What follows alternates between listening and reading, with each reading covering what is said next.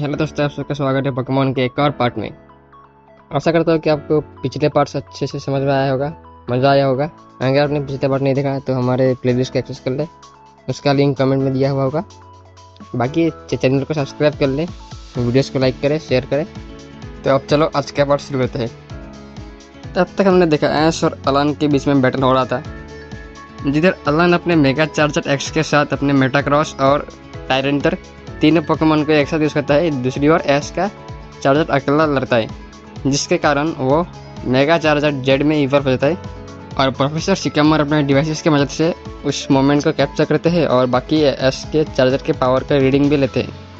कुछ ही देर में बैटल खत्म हो जाता है और अलान के 3 पोकेमॉन एक साथ हार जाते हैं और ऐश का चार्जर अकेला खड़ा रहता है। प्रोफेसर सिकमर ने चार्जर के बारे में बहुत सारा डाटा ले लिया था और प्रोफेसर सिकमर ऐश को बोलते हैं कि मैं कुछ ही दिनों के अंदर चार्जर के बारे में सब पता कर लूँगा, उसका नया एवोल्यूशन, उसका पावर, सब। तो ये ऐसे उसके दोस्त प्रोफेसर सिकमर से अलविदा बोलकर अपना नेक्स्ट टास्क को कंप्लीट करने के लिए कालोस चैंपियन डायंथा को हराना होगा। तो ऐसे उसके दोस्त सभी डायन को चैलेंज करने के लिए निकल जाते हैं, पर ऐसे उसके दोस्तों को डायंथा के घर के बारे में कुछ पता नहीं था।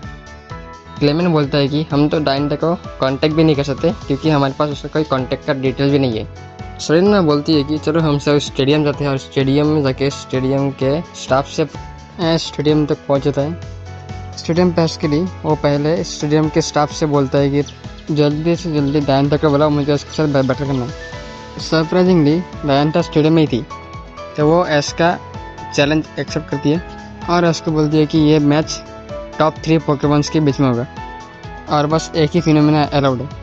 अनज भी मान जाता है। रेफरी मैदान में आता है, उनको रूल समझाता है और बैटल शुरू करवाता है। डायंथा अपने पहले पोकेमॉन टायरेंट्रम को भेजते है।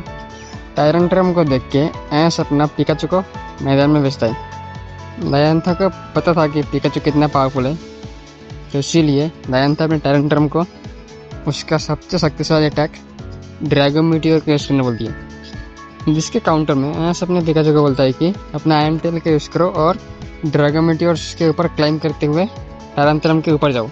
पिकाचू अपने आयरन टेल का यूज़ करके मीटियोर्स के ऊपर क्लाइम करते हुए टायरेंट्रम के ऊपर पहुंच जाता है और ऐश अपने पिकाचू को बोलता है कि पिकाचू वहीं से ही अभी आयरन टेल अटैक का यूज़ करो। पिकाचू घूमते हुए आयरन टेल अटैक का यूज़ करता है और वो सीधा टायरेंट्रम के सर पर लगता है और यह आयरन टेल इतना ताकतवर था कि टायरेंट्रम का सिर घूमने लग गया था। डायंथा को पता था कि ऐश कितना ताकतवर है, तभी डायंथा अपने टायरेंट्रम को हाइपर बीम का अटैक यूज़ करने बोलता है और दूसरी ओर पिकाचू आयरन टेल के यूज़ करके ज़मीन में उतरा ही था, तभी उसके ऊपर हाइपर बीम का अटैक लगता है, जिससे पिकाचू काफ़ी ज़्यादा डैमेज हो गया था।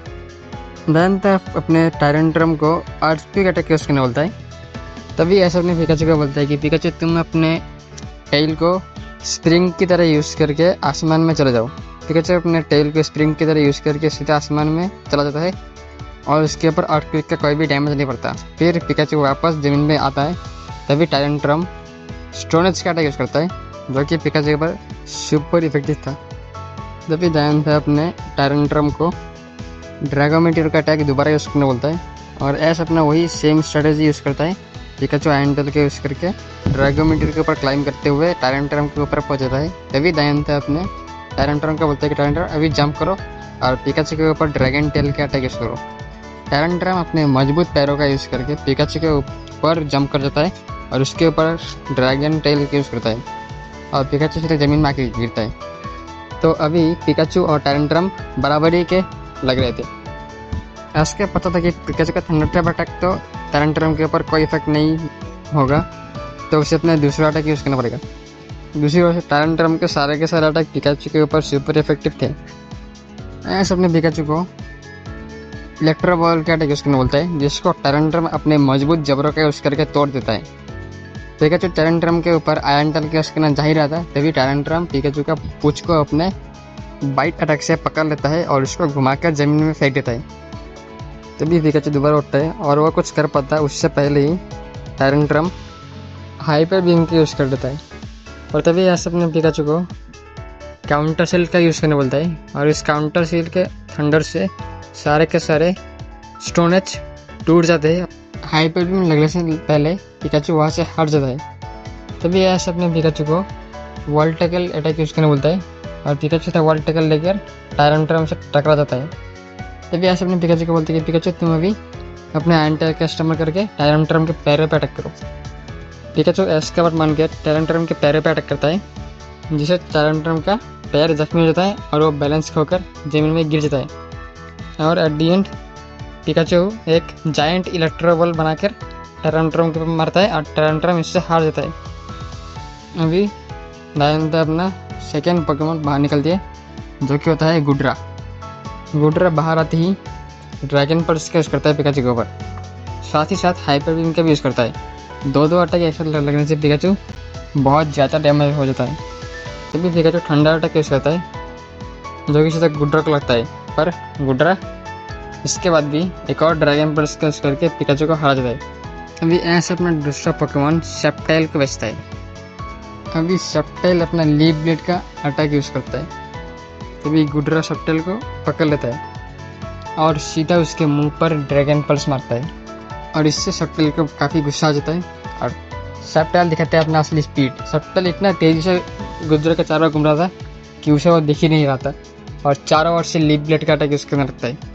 गुड्रा रेन डांस अटैक का यूज़ करता है, जिससे वो थोड़ा सा रिकवर हो सके और उसके अटैक में काफ़ी ताकत आ सके, पर रेन डांस से सेप्टाइल को कोई फ़र्क नहीं पड़ता। सेप्टाइल लीफ ब्लेड एक के बाद एक यूज़ कर रहा था और गुड्रा कुछ लीफ ब्लेड को ब्लॉक करता है, पर ज़्यादा लीफ ब्लेड से लग रहा था। तभी गुड्रा मौका देख के सेप्टाइल के ऊपर ड्रैगन पल्स का यूज़ करता है और साथ ही साथ हाइपर बीम का, पर दूसरी ओर से सेप्टाइल भी सोलर बीम का यूज़ करके हाइपर बीम को रोक देता है। और उसके बाद सेप्टाइल लीफ स्टॉर्म का यूज़ करके गुड्रा को उसके अंदर जकड़ लेता है। तभी ऐसे अपने सेप्टाइल को बोल रहा है कि सेप्टाइल अभी हमारा last move double leaf blade का यूज़ करो। सेप्टाइल अपना ताकतवर मूव डबल लीफ ब्लेड का यूज़ करके गुड्रा का हाथ देता है। अभी डायंथा अपना लास्ट और अपना एस पोकेमॉन गार्डियो का बचता है और साथ ही साथ अपने गार्डियो को मेगा ईवर कर देता है मेगा गार्डियो में। तभी ऐसा अपने सेप्टाइल को वापस बुलाता है और अपने ग्रेनिंजा के बाहर बचता है। ऐसा डायंथा को बोलता है कि पिछली बार तो तुम्हारा और मेरे बीच में बैटल जो हुआ था, वहाँ पे मैं बस तुम्हें हराने ही वाला था, पर मेरा और ग्रेनिंजा का सिंक टूट जाता है और ग्रेनिंजा हार जाता है। पर इस बार ऐसा नहीं होगा, इस बार हम अपना पुराना बैटल पूरा करेंगे। ये बोलकर ऐश और ग्रेनिंजा बॉन्ड लीवर हो जाते हैं। तो अभी बैटल होने वाला है ऐश ग्रेनिंजा और मेगा गार्डियो के बीच में। तो देखना है ये बैटल कौन जीतेगा।